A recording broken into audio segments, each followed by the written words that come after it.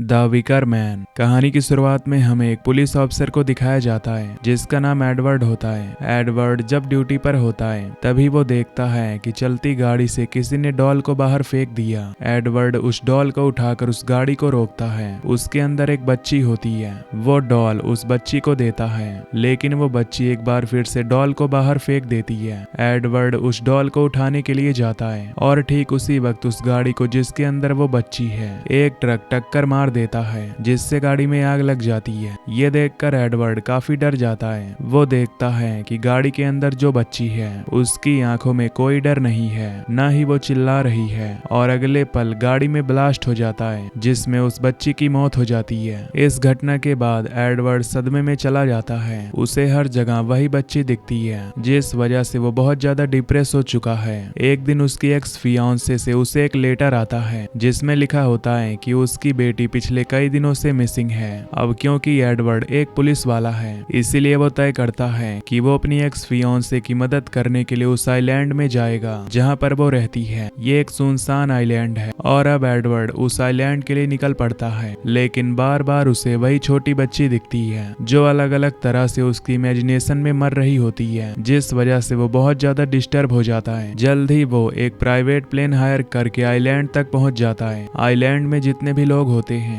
वो उसके साथ बिल्कुल फ्रेंडली नहीं होते। सब उसे एक ही बात बोल रहे होते हैं कि तुम यहाँ से चले जाओ। और एडवर्ड बिना इन्वेस्टिगेशन के यहाँ से नहीं जाना चाहता। वो एक मोटल में जाता है जहाँ पर एक बार भी होता है। इस मोटल की ओनर एक लेडी है। एडवर्ड यहाँ पर एक कमरा ले लेता है, जिसके बाद वो बार में जाता है और वहाँ बताता है कि मैं यहाँ पर एक बच्ची को ढूंढने के लिए आया हूँ। अगर किसी को उस बच्ची के बारे में पता चले तो मुझे इन्फॉर्म करे। ये एक ऑफिशियल इन्वेस्टिगेशन है। और अब जाने से पहले वो एक हनी बी को ग्लास के अंदर कैद कर देता है और कहता है कि मुझे हनी बी से एलर्जी है। यहाँ बार में लड़कियां ही लड़कियां होती हैं, लड़के बहुत कम होते हैं। और जब एडवर्ड ये बात बोलता है तो सबके सब हैरान हो जाते हैं। ऐसा लगता है कि जैसे उसने कोई क्राइम किया हो। इसके बाद वो अपनी एक्स फियांसे से मिलता है जिससे कभी उसकी एंगेजमेंट हुई थी। वो एडवर्ड से कहती है कि मेरी बेटी पिछले कई दिनों से गायब है, तुम्हें किसी भी कीमत पर मेरी बेटी को ढूंढना होगा। इसके बाद एडवर्ड आइलैंड में रहने वाले बहुत सारे लोगों से अपनी एक्स फियांसे की बेटी के बारे में पूछता है। वो सबको उसकी फोटो दिखाता है, पर आइलैंड में रहने वाले लोग कहते हैं कि ये बच्ची इस आइलैंड की नहीं है, हमने इस बच्ची को यहाँ पर कभी नहीं देखा। एडवर्ड को कुछ समझ नहीं आता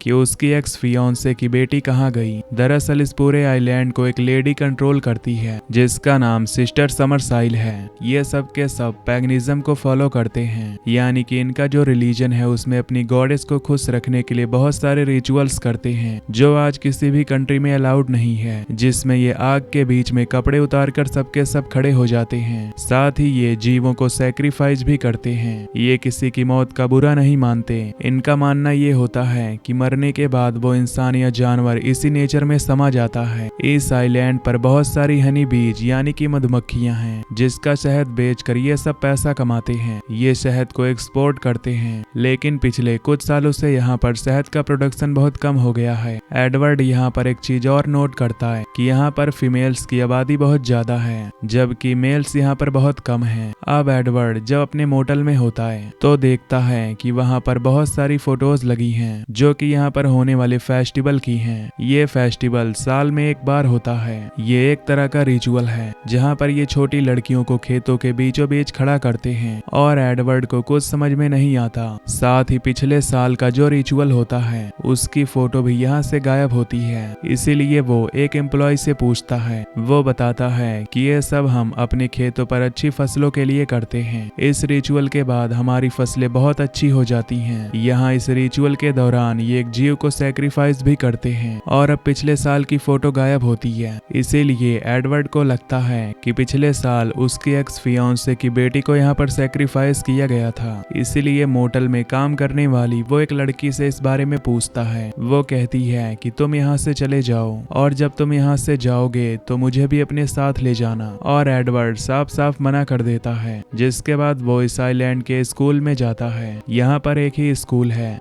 स्कूल के अंदर जाने के बाद वो देखता है कि वहाँ की जो फीमेल टीचर्स हैं वो यहाँ पर बच्चों को ऐसी बातें बता रही होती हैं जो इस उम्र के बच्चों को नहीं बतानी चाहिए। यहाँ स्कूल में बस लड़कियां कहानियां ही पढ़ती हैं। यहाँ के जो भी रिचुअल्स, जो भी रीति रिवाज हैं, उसके बारे में बाहर की दुनिया को कुछ नहीं पता। ये सीक्रेट सब अपने रिचुअल्स को यहाँ पर पूरा करते हैं। एडवर्ड यहाँ पर सभी स्टूडेंट से अपनी एक्स फियोंसे की बेटी के बारे में पूछता है, लेकिन कोई उसे जवाब नहीं देता। जिसके बाद वो स्कूल के अटेंडेंस रजिस्टर को देखता है। वो देखता है कि जहाँ पर उसकी एक्स फियोंसे की बेटी का नाम लिखा हुआ है, उस नाम को काटा गया है। जो देखकर एडवर्ड को बहुत गुस्सा आता है, क्योंकि कोई उसके साथ कोऑपरेट नहीं कर रहा होता। तब टीचर उसे बाहर ले जाती है और बताती है कि जिस बच्ची को तुम ढूंढ रहे हो, जल्द ही वो आजाद होने वाली है, जिसके बाद उसका पुनर्जन्म होगा। ये सुनकर एडवर्ड समझ जाता है कि उस बच्ची की मौत हो चुकी है। वो पूछता है कि उसकी मौत कैसे हुई। टीचर कहती है कि जल्द ही हम उसे आग में जलाने वाले हैं। ये सुनकर एडवर्ड हैरान हो जाता है। टीचर को एहसास होता है कि उसने गलत स्टेटमेंट दे दी,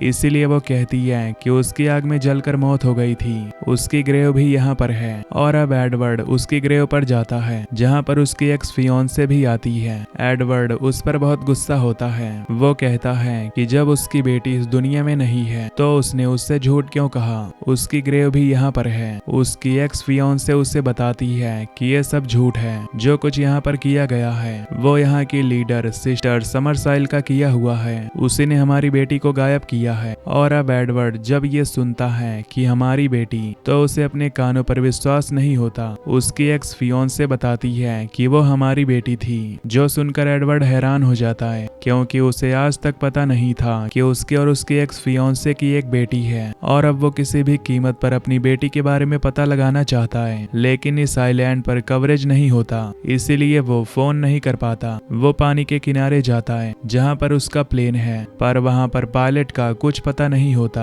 साथ ही प्लेन की जो वायरिंग्स होती हैं वो किसी ने खराब कर दी थी। यानी कि इस आइलैंड में रहने वाले लोग ये नहीं चाहते कि कोई यहाँ से बाहर जाए और बाहर की दुनिया को यहाँ के रिचुअल्स के बारे में पता चले, क्योंकि ये सब इलीगल होते हैं। और अब एडवर्ड सिस्टर समरसाइल के पास जाने के लिए निकल पड़ता है। रास्ते में बहुत सारी मधुमक्खियों के छत्ते होते हैं, जिनसे वो डर जाता है। मधुमक्खियां उसके पीछे आती हैं। वो इतना ज्यादा घबरा जाता है कि बेहोश हो जाता है। जब उसे होश आता है तो सिस्टर समरसाइल के घर पर होता है, जो यहाँ की लीडर है। और अब वो सिस्टर समरसाइल से मिलता है, जिसे सब लोग ऐसे ट्रीट कर रहे होते हैं कि जैसे वो कोई गॉडेस है। सिस्टर समरसाइल उसे बताती है कि 18th सेंचुरी में मेरी ग्रेट ग्रैंड मदर इंग्लैंड छोड़कर यहाँ पर आ गई थी, क्योंकि इस तरह के रिचुअल्स को वहाँ पर बैन कर दिया गया था। जो भी ये रिचुअल्स करता था उसे सजा दी जाती थी। और तब से हमारे पूर्वजों ने इस आइलैंड पर रहना शुरू किया और हम उन्हीं के वंशज हैं। हम उन्हीं के रिलीजन को आगे फॉलो करते हैं। यहाँ पर सिर्फ लड़कियों को रहने की इजाजत है। यहाँ जितने भी लड़के हैं सबको सिर्फ यहाँ पर लड़कियों को प्रेग्नेंट करने के लिए रखा जाता है, ताकि यहाँ पर हमारी आबादी कभी कम ना हो। साथ ही पिछले कुछ सालों से हमारा जो शहद है वो अच्छे से प्रोड्यूस नहीं हो रहा था, इसीलिए हमें किसी को सैक्रिफाइस करना था। एडवर्ड पूरा सच जानने के बाद अपने कानों पर विश्वास नहीं कर पाता,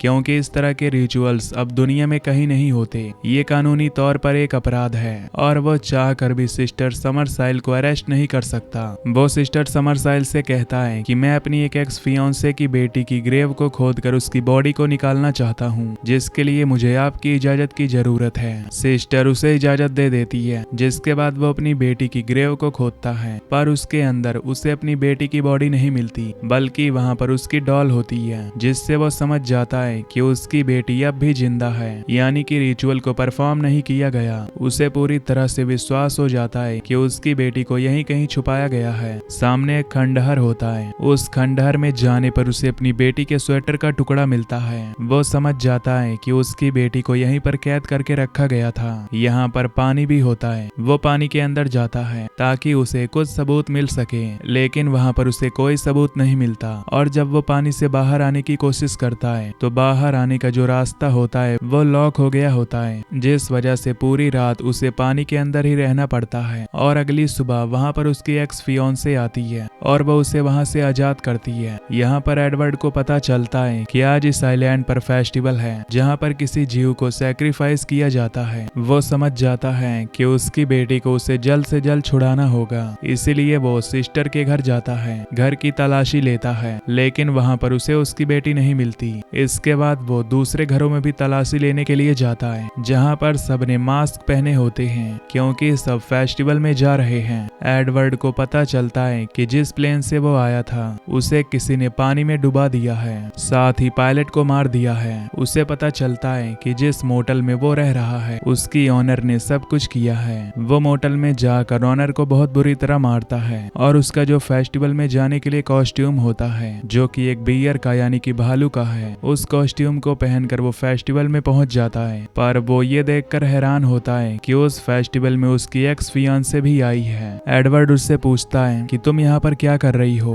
वो कहती है कि ये हमारे आइलैंड का रिचुअल है, इसमें उसे शामिल होना ही था। और जल्द ही वो देखता है कि सामने एक बच्ची खड़ी है और ये बच्ची कोई और नहीं बल्कि उसी की होती है, जिसे देखकर वो खुश हो जाता है और भागकर उसके पास जाता है और उसे लेकर भागने लगता है। और तभी उसकी बेटी उससे अपना हाथ छुड़ाकर उस तरफ भागती है जहाँ पर उसकी मॉम और सिस्टर समरसाइल और आइलैंड के दूसरे लोग होते हैं। एडवर्ड को कुछ समझ में नहीं आता और अब सिस्टर समरसाइल उससे बताती है कि ये सब तुम्हारे लिए एक ट्रैप था जिसमें अब तुम फंस चुके हो। दरअसल उसकी एक्स फियांसे भी इन सब के साथ मिली हुई होती है। वो एडवर्ड को बताती है कि जब तुमने मुझे डेट करना शुरू किया था उसी वक्त हमारी तुम पर नजर थी। मैं तुम्हारे बच्चे से प्रेग्नेंट हुई, जिसके बाद मैं इस आइलैंड पर वापस आ गई और अब हमें किसी ऐसे इंसान की जरूरत है जो हमसे कनेक्टेड हो। और क्योंकि तुम मेरी बेटी के पिता हो इसलिए तुम भी अब हम में से एक हो और तुम हमारे रिचुअल को पूरा करोगे। साथ ही एडवर्ड को पता चलता है कि उसकी एक्स फियांसे सिस्टर समरसाइल की ही बेटी है। एडवर्ड अपनी गन उन सब की तरफ तान देता है लेकिन कोई नहीं रुकता, जिसके बाद वो धीरे धीरे एडवर्ड को पकड़कर वहां पर बने एक पुतले के अंदर बांध देते हैं। सब मिलकर यहाँ पर प्रेयर्स करते हैं कि अगले साल इनके आइलैंड में शहद की पैदावार बहुत ज्यादा हो, इनके खेतों में अच्छी फसलें हो। और अब एडवर्ड देखता है कि उसी की बेटी हाथ में जलती हुई मशाल लेकर उसकी तरफ बढ़ रही है। 6 महीने बाद हमें एडवर्ड की एक्स फियांसे से और उसकी एक फ्रेंड को एक बार में दिखाया जाता है जहाँ पर वो 2 पुलिसमैन से मिलती है